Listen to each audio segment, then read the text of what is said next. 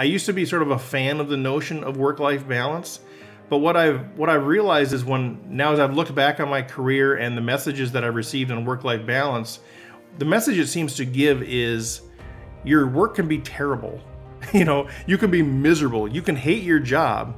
But as long as you're only working, 40, 45, 50 hours and you balance it with good, external stuff, then that's good. You've got good balance in your life. And so we sort of accept this fact that, I'm just going to go to the coal mine. I'm going to be miserable. I'm going to hate my job, but I've got good balance. I'm not working 70 hours a week, so that's okay. And so there's some truth in that, right? Like we don't want to, I like to work, like frankly. So, but for most of us, we don't want to work our whole life away and not enjoy our family and those sorts of things. So there's some truth in that. But I think what's come out of that is that we've sort of accepted this fact that we can hate our job. Like that's okay, as long as we're not working too many hours. The Thomas Green podcast is owned and made possible by Ethical Marketing Service. If your business is struggling with Google or Facebook ads, maybe you're frustrated figuring it out or there's a performance issue, Ethical Marketing Service has worked on hundreds of accounts and we can help in this area. We offer a 30-day money-back guarantee, and for every direct account we look after, we sponsor a child in a developing nation with food, water and education. If you would like to find out if we can help, it's a free, no salesy consultation call, and the link is in the description. Enjoy the episode.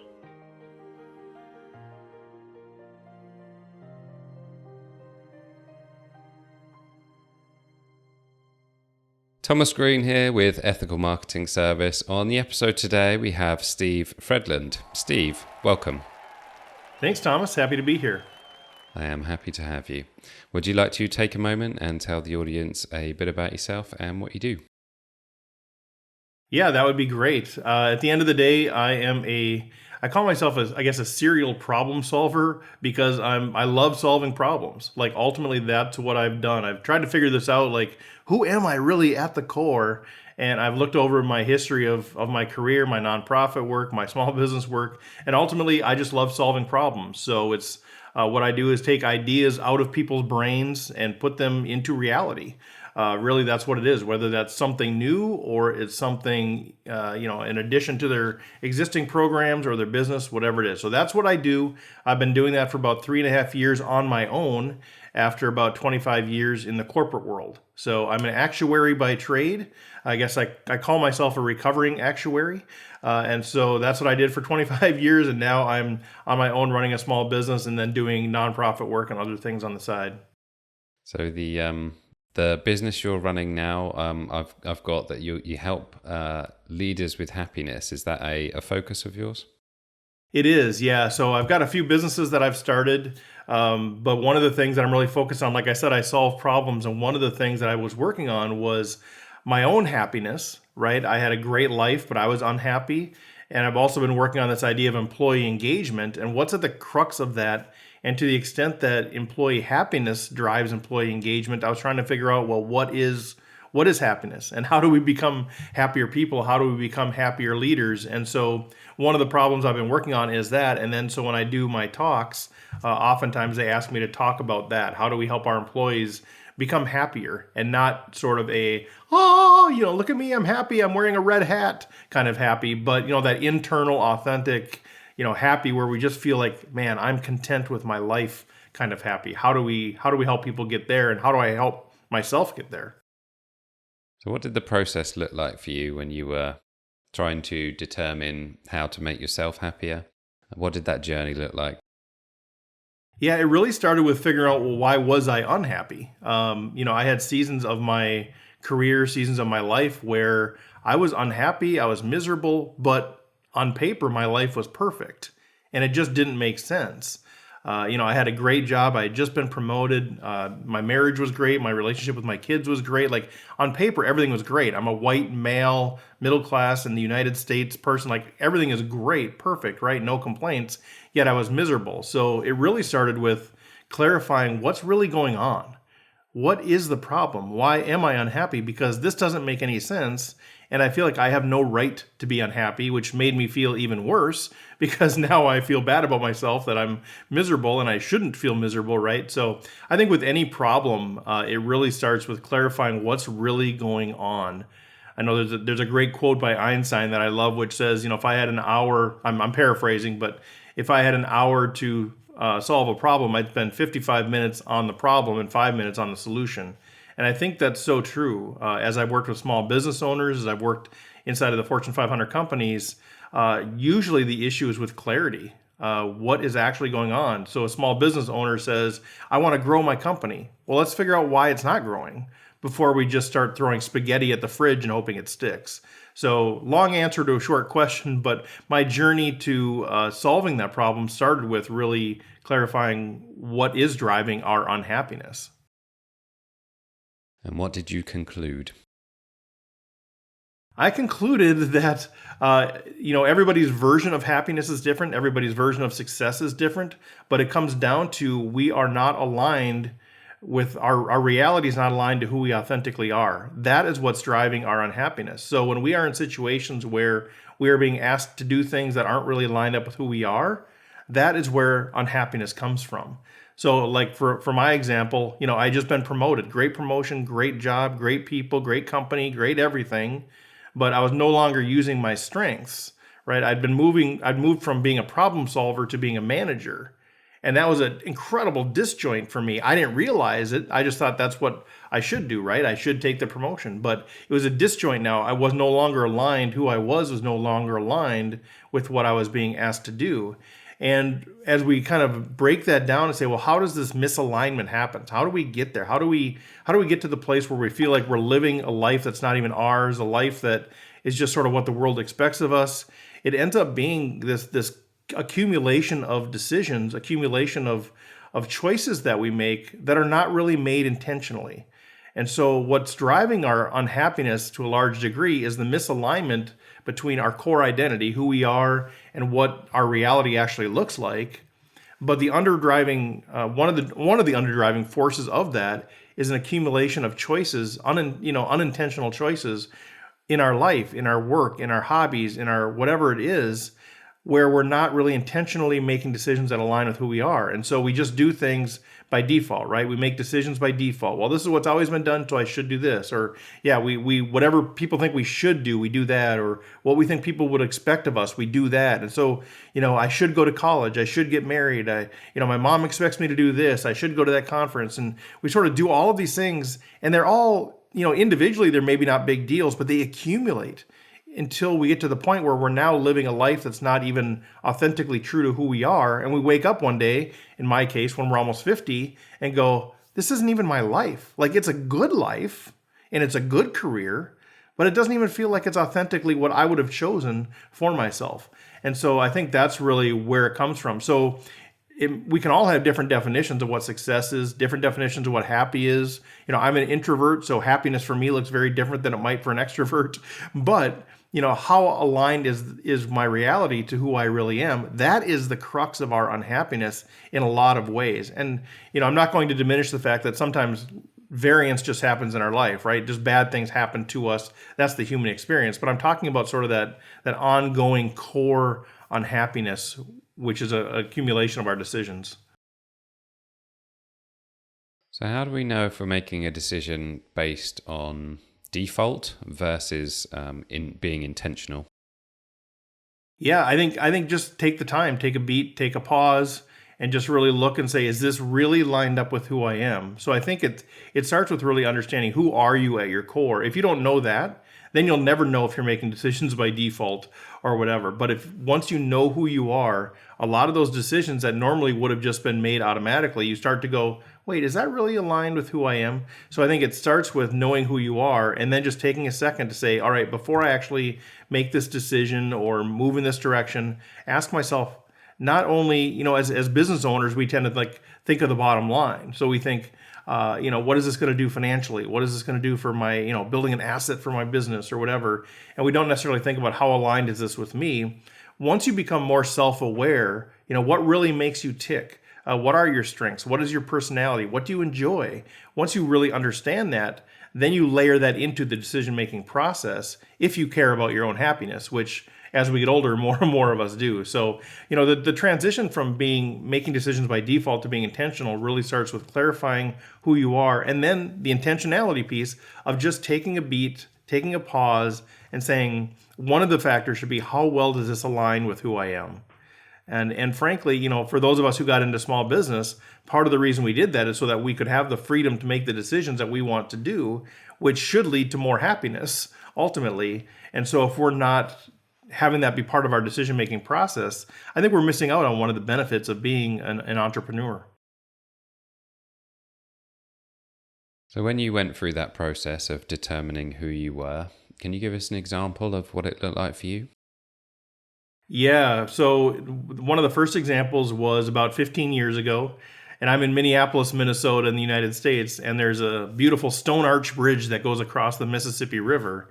And I was working downtown Minneapolis, and for about a week or two, every lunch hour, I would take my lunch and I would walk across the bridge back and forth because I was trying to figure out why I was so miserable. Great job, but I was just miserable. Like, what is going on here?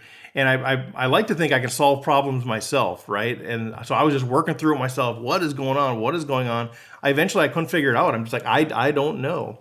And so for me, the biggest step I took was to call a mentor of mine. I hadn't talked to this person in 3 months, 6 months, somewhere in there. But they were a university professor that I had still stayed connected with. And I just said, all right, I'm struggling. Help me out. What is going on here? And so for me, it involved getting somebody else engaged in the conversation. He said, well, let's meet for dinner. And within about 20 minutes, he had cracked the code. He had figured out what was going on, ultimately that I wasn't using my strengths. And this is where some of that alignment comes from. There's a personality assessment or an assessment of our strengths called Strengths Finder. And he said, hey, do you remember doing that during our MBA program? I said, yeah, I do. He said, well, what before this big promotion, how much were you utilizing your strengths? I said, well, my strengths are learner, relator, achiever, strategic, self-assurant. And I said, boy, they were all, top. I was using them. That's what I was doing every day, was all of those strengths. He said, well, since you got promoted, how much are you using your strengths? Hardly at all. He said, that's what's going on here, is that you are not using your strengths. So everything is great on paper, but you are misaligned between who you are and what you're being asked to do. And it was just like so obvious when he said it, but I needed an outside person to come up, hold up a mirror and say, here's what I'm seeing. And it just really deeply resonated with me. So that's just sort of one example in the process. And then it was a matter of figuring out, well, what do I do with this now? Right now I've taken this promotion, right? I'm in this situation where I'm miserable. What do I do now? But that was one example, I guess, of my journey to helping to figure things out, is that I had to look outside of myself and get some external help. So do you advocate everyone use that Strengths Finder to determine who they are? I think it's a good resource. I really do. So I'm an analytical person by nature, and I used to think those tests, like any of the personality tests, were just ridiculous. Like, I would take them because I had to get a job or to get promoted or whatever. Well, you need to take the disc profile. You need to take this. And I'd just be like, this is so dumb. How's a test going to tell you anything about me? As I've started learning more about myself, I realized there's actually a lot of value in these tests. And they're all different. Like, each one has a little bit different flavor for it. So if you're into that sort of thing, what I recommend is take them all. There's free versions of almost all of them that you can take. So StrengthsFinder being one, DISC, Myers-Briggs, MBTI, Enneagram. There's all of these different things out there. And I think what's helped me a lot is actually I've taken them and then to look for the themes in there. Instead of just taking one test and saying, well, okay, now they've labeled me, they understand who I am, here's exactly who I am. I don't really agree with that, but the test said that's who I am. I think there's more value in, frankly, taking the tests and then looking at the themes. What are kind of the common threads between all of them? Because, for example, one of them, strengths, talks about, well, what are your strengths? Enneagram talks about, what are you motivated by? MBTI is a little bit more about your behaviors. And so I think it does help form a picture of who you are, and not that an outside source should tell you who you are, but it gives you insights, and you start connecting the dots and going, well, that's why I'm that way. I've taken some of those tests and I've realized, how deeply introverted I am. Like, I love these conversations, but they just drain me, right? And I used to think there was something wrong with me, right? I would go to a family reunion, and after like 2 hours, I'm like, I gotta go. Even though I'm having fun and I like these people, what's wrong with me? And now what I've realized is it's nothing maybe wrong with me. Maybe there is, I don't know, but it's just sort of who I am, and that's okay. Like I've learned to accept myself much more than I did before, when I just thought, oh, this is what's a problem that I have. So I think a lot of people would say that if you're unhappy in your job, there's something to do with work-life balance there. What's your take on that? It's changed. I used to be sort of a fan of the notion of work-life balance, but what I've realized is, as I've looked back on my career and the messages that I've received on work-life balance, the message it seems to give is your work can be terrible. You can be miserable. You can hate your job, but as long as you're only working, 40, 45, 50 hours, and you balance it with good, external stuff, then that's good. You've got good balance in your life. And so we sort of accept this fact that, you know what, I'm just going to go to the coal mine. I'm going to be miserable. I'm going to hate my job, but I've got good balance. I'm not working 70 hours a week, so that's okay. And so there's some truth in that, right? Like we don't want to, I like to work, like frankly. So, but for most of us, we don't want to work our whole life away and not enjoy our family and those sorts of things. So there's some truth in that. But I think what's come out of that is that we've sort of accepted this fact that we can hate our job. Like that's okay, as long as we're not working too many hours. And so my goal with helping people is, how do we become happier on the job, even in situations that might be miserable, without necessarily having to leave our job, right? Like that's the default that we go to is, oh, I hate my job, I've got to leave. There's some things that we can do to become happier in our job with the people around us, to actually make that more enjoyable, to make that more rewarding, where maybe we don't have to leave.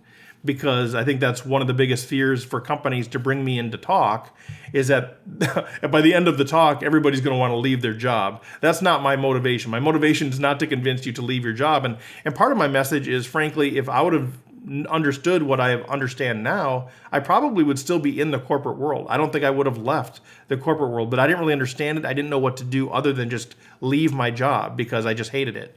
And so that's part of it. So I think, I think work-life balance, the idea is good, but I think some of the things that we catch in that is that it's okay to hate our job. And I want to encourage people, man, if you hate your job, there might be a way to actually get more happiness out of it, and you won't have to leave. So don't necessarily just accept going to your job and hating it every day.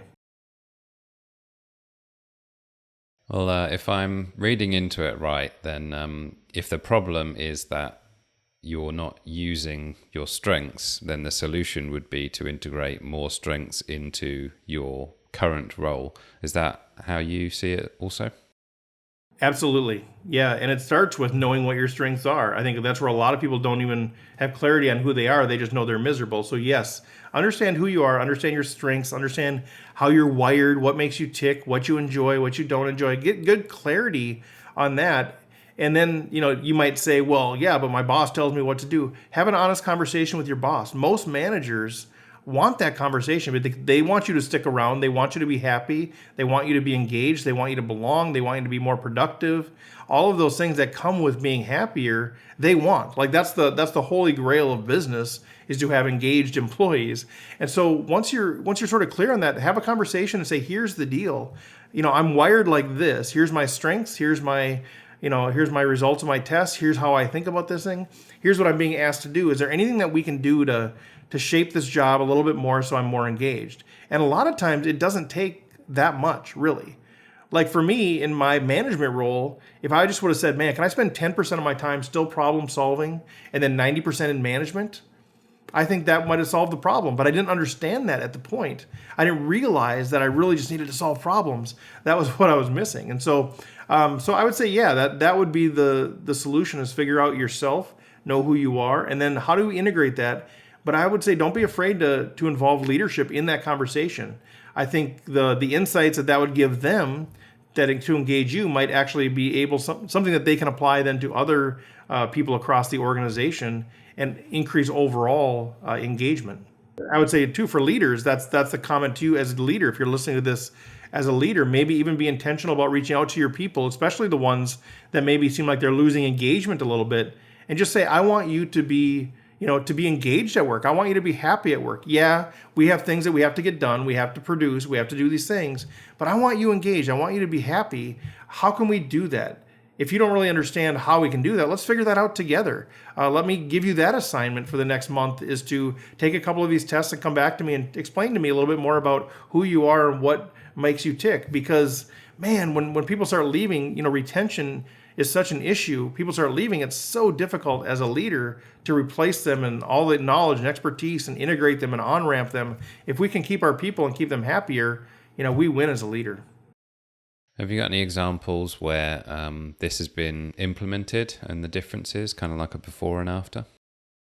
Yeah, only in my own life and a few people that are around me. So I've just started this talking about this. So I've spoken at a few different companies. We're waiting to see what they do with it, if anything. They love the idea, they love the notion, but sometimes it's a long way from loving the notion to actually implementing it. So I don't have a case study yet that we can use, other than the few folks that in small organizations around Minnesota that have said, man, this is fantastic. But it's mostly been from the employee side of saying, now I understand myself. Now I can interact with my work in a much different way, more so than in an organization adopting it. Well, it does make me think it's very possible that within a team, you could break up tasks by strength. So there might be something that someone hates doing, and another person might be pretty good at it, and vice versa. So I'm sure that practice would be beneficial within a team. Have you got anything other leadership principles that you would like to share? Yeah, I would say, just check out the website, see if anything connects with you. One of the things that I just recently started doing is in my consulting work, I'm really focused on helping the folks that normally can't get the level of support because it's only available to the high level companies. So, consultants like me are typically working with Fortune 500 companies, right? Like, that's what we want. We want to work with the big companies. We want the big contracts, all of those sorts of things. The reason I left the corporate world is so that I could help the small businesses. That's my company is actually called Small Business intentionally. It's helping the solopreneurs, the mom and pop shops, the partnerships, the small businesses. And what happens is that they want or they need help. They've got ideas they can't get out of the brain. They need some support. And then they reach out to a consultant. They say, well, it's $300 an hour. And these small business owners in these small areas are like, well, I can't do that, especially with no guarantee of results, right?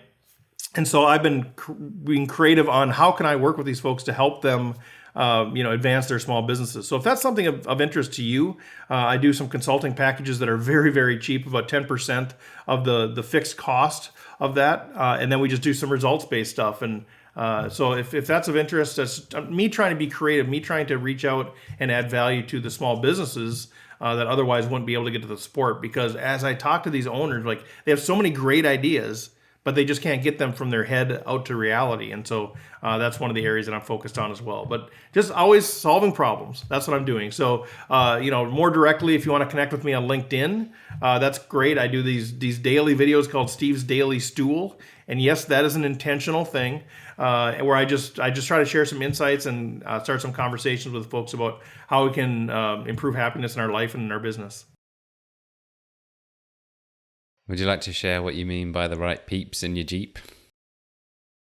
Oh, sure. Well, it's part of our happiness thing. So my first TEDx talk, I called it "The Right Peeps in Our Jeep," and it's grounded in a story from Rwanda, Africa. So I've done a lot of humanitarian work in sub-Saharan Africa, and as a result of that, we've taken a few safaris on the end of our trips. And on one of those, I realized how important it is to have the right people in your Jeep when you are going on safari.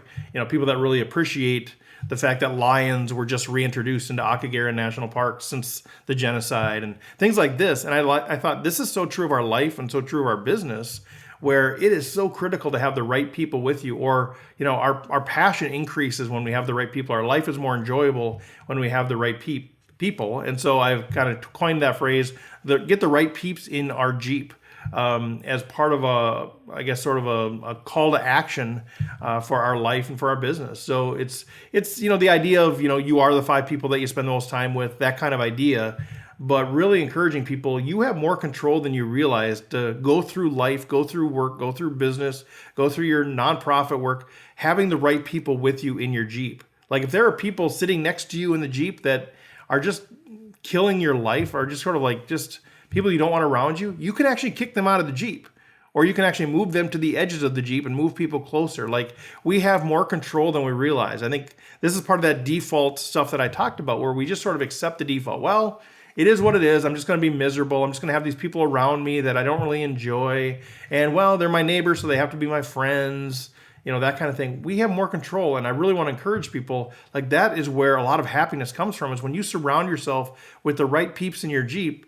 Man, your life is just so much more enjoyable. And it should be noted that they're not the same people for everybody, right? Who are the right people for you? It's not about, oh, these are the right people, let's all have that person around us. Like, who are the people that you need in your life? And for me, a few years ago, like I realized I wasn't laughing. Like I love to laugh, I love to have fun, but I'd been in like a 2 or 3 year drought where I really hadn't even laughed. I don't think I'd belly laughed for 3 years. Like I need people around me, the peeps in my Jeep, that are going to make me laugh. I need to be connected with some folks that are just really fun people. And so I was intentional. I reached out to a couple people that were sort of on the edge of my Jeep that I only saw once or twice a year. And I just said, hey, do you want to do lunch? And we just laughed, and it was so good for my soul. And so I think that's what I mean by that, is just being intentional about surrounding yourself with the people that you need to have the kind of life that you want.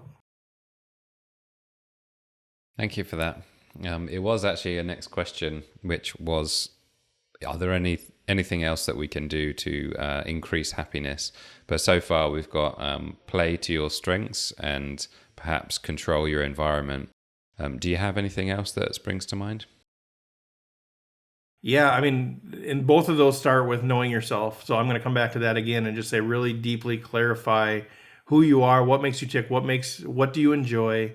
And the trap is that you're going to want to think of things that you should enjoy, or that other people expect of you to enjoy. So the hard work, I think, is really being authentic and saying, what do I really enjoy? Who do I really enjoy being around? So yeah, those other pieces of, surrounding yourself with the right people, being intentional, playing to your strengths, those are all important, but it's like the Alice in Wonderland thing. If you don't know where you're going, any road will get you there. So those things still come back to clarity of, who am I really authentically, honestly at the core? And sometimes it's hard to be honest with ourselves, but the more honest you are with yourself, understanding yourself, and then you're intentional about surrounding yourself with the right people and playing to your strengths, man, life is just so much happier in that place. Well, this next question, I said I was going to ask about what your goals are, but it's a two-part question, because a lot of people say, I don't really know what I should do. I don't know what my goals should be. And that comes back to perhaps knowing who you are. So have you got any thoughts on how people would know what their goals are if they didn't already know? Along with your own, of course. Yeah. It's been something I've struggled with in the past too, but as I've gotten more clarity on who I am, then the goals become more apparent, what they should be. And I think, as business owners, we all think our goals have to be financial. They don't. They can be internal. How do I want to feel? So in 3 years, 5 years, what do I want my life to look like? What do I want my business to look like? That's a very personal question. And it's part of the beauty of having our own business is that we can actually form that. And so I think the same idea around knowing yourself comes up to apply to setting your goals. What does success look like for you in 3 years and 5 years? So not, the metrics come out of that vision of what you have. So really just saying, man, in 5 years when you wake up, what does life look like? What does your day look like? So we'll worry about the metrics, the goals, the actual stuff later. Let's just paint the picture of what that looks like. When you get out of bed at 5, or what time are you getting out of bed in 5 years, in 10 years? Are you getting up at 6 a.m.? Are you getting up at 10 a.m.? Like, what does this actually look like, right? And then what do you do? Okay, then kind of walk through a day, and from there say, okay, now that is the vision of my preferred future state. That's what I want to happen. Now I have an honest reality of where I am today, what that looks like. Now, how do we get there? And so, from there you can formulate the goals, the metrics, whatever, if you want. What does that look like? Okay, my goal might be I want to work 4 hours a day, or my goal might be I want to make $300,000 a year, or whatever that might be. That's personal. That's for you. And then it's just a matter of developing the strategies to get there. So I think sometimes we get hung up on what our goals should be versus what we really, again, authentically, truly want, because I think that's where we're going to find happiness, is when we're living the life that we really want, not that we think other people think we should have. A great answer. I particularly like the how do you want to feel, because I do think that although people say they don't know what their goals are, I think that people would know how they want to feel. And so can you clarify what your goals are? Yeah, my goals, again, so I've had one, since I had left the corporate world 3.5 years ago, I've had one New Year's resolution every year, which is a form of a goal, which is just, I want to be self-employed by the end of the year. Like, that's it. Now, like, that's some sort of odd to people that are been doing this for a while, but like, that's it. Like, if I had to go back and get a job, I'd be okay. But man, I just love the idea of working for myself, the flexibility that brings, all that sort of stuff. So that's my one goal, is to keep working for myself every year. Now, what's happened is over the last 6 months or so, I've been on a real journey myself of, what do I really want this business to look like? So I've been just like trying to get any client I can, scraping by, you're bootstrapping, trying to make things happen. I'm still doing some of that, but really now formulating, well, what does my business actually look like? What do I want to be doing? Who do I really want to serve? Because I've tried different things, like, do I want to be a keynote speaker and try to get $30,000 gigs in the corporate world? Like, that's one path I could go down, is try to get those real big, speaking gigs. Or do I want to do this? Do I want to do that? And what I found is, like, my people really are small business owners, nonprofit leaders, entrepreneurs. These are the people that I really connect with. These are the people that I really love. These are the people that are bringing vibrancy to the community. And so I just want to serve them and be a part of their life and be part of the story of the transformation of their business and of their community. Now, that's not for everybody, but that's for me, and that's where I've really landed. And so my goal now is to make enough money where, I don't have to stress about getting the next client or whatever, where I can actually, go do a free talk and do some free consulting and not be stressed out about not getting a paycheck from that or whatever. So that's my goal, and that's pretty ambiguous, right? At this point, I need to formulate that a little bit more. But then to really just serve and be part of the story, where I feel, back to that, where I feel like I was part of the story of a business success and a community success. And so I need to flesh that out a little bit more. But that is really, I've transitioned my paradigm on my business from serving corporate worlds and big associations and big conferences. And if some of that happens, great. But my goals are now much more focused and truly aligned with who I am, because one of the things I've realized, and part of this is I've talked to other people about this, I've talked to professionals about this because I need some help, is that even though I spent 25 years in the corporate world, those are never really my people. They're good people, but that's not who I am. I'm a small town guy. My wife and I are both 5th generation from the same community. Our kids are 6th generation. Like, these are my people, right? The people that I really connect with are the small business owners. And so I need to be more authentic with that. That's going to be more natural. That's going to be where I feel more aligned with who I truly am, is serving those folks, rather than kind of chasing the people that I really don't even connect with. So, sorry, a long answer to a short question. So I can't tell you here's my 5 goals at this point, but I can tell you it's much more evolved. It's much more clear on who I want to serve and what I want to do to help them than it was 6 months ago. No, thank you for the answer. I think it does give me a sort of a picture in my mind of what that would look like. So I think that does the trick anyway. You've referenced in our conversation today that it's easy in life to sort of go by default, and that the solution to that is becoming more intentional. Have you got any actionable sort of tips or ways that you've done that yourself? Because it's so easy to fall back into default decision making.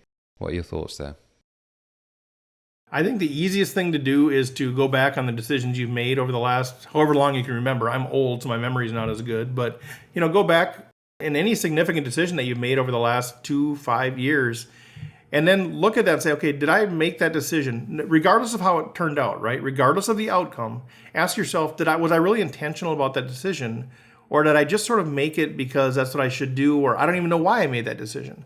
That's the case of doing making decisions by default. So I think it starts with looking back on your life and maybe even having somebody help you, but just start writing down and say, okay, well, here's all the decisions I made in my life. Don't even evaluate them. This is sort of the brainstorming stage. Just write down, okay, yeah, I chose to get engaged. I switched jobs to this. I bought this car. I moved houses.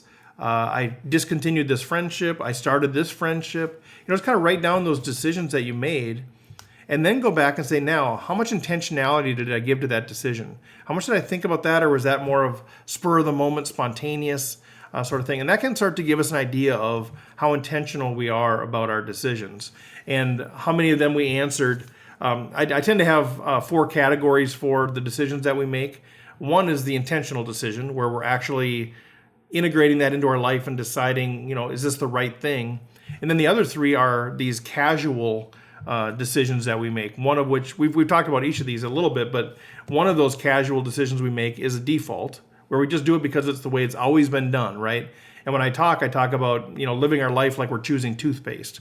We don't really sit there and figure out. We don't do a taste test and figure out which toothpaste do I like the best, and we don't read all the studies about how effective they are. We typically just use the toothpaste that we grew up with, or that when we started a relationship, the other person used, or something like that. We don't really. So that's an example of default. We just sort of do it because it's just sort of like that's what we've always done. But one of the casual decision categories is defaults. We also make decisions because we should. Right? We put these shoulds on ourselves. Well, I should do this. I should do this. They think I should do this. And so we allow ourselves to be should on all the time. Yes, I said should there, so don't get nervous. And then the other category is the expectations we think people have of us. And so when you think about those decisions that you made, start to categorize those. Was this one that I really made intentionally? Or is this one that kind of fell into one of these other categories of casual decision making? I made it by default. I made it because I should do that, or I made it because other people expected me to do that. And then you can start looking at those patterns. The more decisions you have, and the more you identify which category they're in, you start to understand, how intentional have I been about my life? How intentional have I been about my decisions? And then when I'm not intentional, when I'm more casual about those, what do I tend to fall into more? Do I tend to fall into default or should or expectations? And what you'll find is, for me, a lot of it is what I should do. And I think that's aligned. I realize that's aligned with my personality, right? That I tend to be a people pleaser. So I make these decisions based on what I think, other people think I should do, because I want them to be happy with what I chose. And then I wake up one day and I realize that most of my decisions are casual. They're not intentional. And while some of those work out good, there's a higher risk that I'm going to be misaligned with who I really am. And that's what happened to me, is that unhappiness crept in because I was making all of these decisions based on what other people thought I should do because I wanted them to be happy. And at the end of the day, I wasn't happy. That's a fantastic answer. Thank you for breaking that down. I thought I would be questioning a few things after our conversation, but I did not know that my toothpaste was going to be one of them. Yeah. So there you go. Like, I've never done it either, right? I want to do that now. I want to have a taste test where I take out the Crest and the Colgate and the AIM and the Pepsodent and the Sensodyne and figure out which is best, and then read the articles and see which is more effective. And then you've got some sort of, algorithm function to figure out, the optimal toothpaste, right? I mean, it sounds funny, right? But that's, because it's toothpaste, who cares? But we do that same sort of thing with major decisions in our life. Like, I do that when I choose a car. Like, people can't believe that. It's like, I'll go pick out a car because I don't spend any money on a car. I look for something cheap. So I go to the dealership and I say, what do you have for $3,000? They'll say, we have this. I'm like, okay, that's fine. Like, it's terrible. Like, I make decisions so flippantly like that, whereas my buddy will spend 6 weeks researching it and getting everything optimal. So we're all wired differently, but that's pretty poor decision making on my part with a car. Is there anything I should have asked you about today? Oh man, it's been a fun conversation. I could talk for hours, so I don't want to belabor it, but no, I think we hit on the stuff that's really important to me, stuff that I think is really impacting the world with the people that I'm working on, and so no, I think we covered it. I just really want to encourage your audience. It starts with knowing yourself. It starts with clarifying who you are, what you want, where you want to go, how you want to get there, who you want to get there with. Like, clarity is so critical. And then just being intentional to whatever you're doing in life, align it with that. Give it kind of a check against the clarity on yourself, and just make sure that you're doing things in alignment with that. And you're going to find out your life just becomes happier the more decisions you make that are lined up with that. So no, man, that's if we can do that, I think we're going to be much happier people. Well, thank you for that. If people want to know more about you or connect, where do they go? Social media, I'm all over there, but I'd say really primarily LinkedIn is where I'm really focusing my efforts on, trying to bring value to people and connecting with people. And then I've got two websites. Steve Fredlund, just my name.com, is more focused on my speaking side of things. And then smallbusiness.com is more focused on how I serve entrepreneurs and small businesses, especially micro businesses. All right. Well, I appreciate the topic. I think more people should speak about this type of subject. So I appreciate you bringing it to the conversation. And also, thanks for being a great guest. Well, thanks, Thomas. Yeah, I think a lot of people are talking about happiness, but they tend to be extroverted people that are talking about, hey, be happy and joyful and surround yourself with all these kinds of people. And I think there's a world, at least part of the world, that needs my voice that is more on the introverted side. What does happiness look like for us that aren't going to be, the center of attention at a dinner party? How do we be happier? So yeah, I'm excited to kind of find this niche and help people out. All right. Well, thank you. Steve Fredlund, thank you very much. Thanks, Thomas.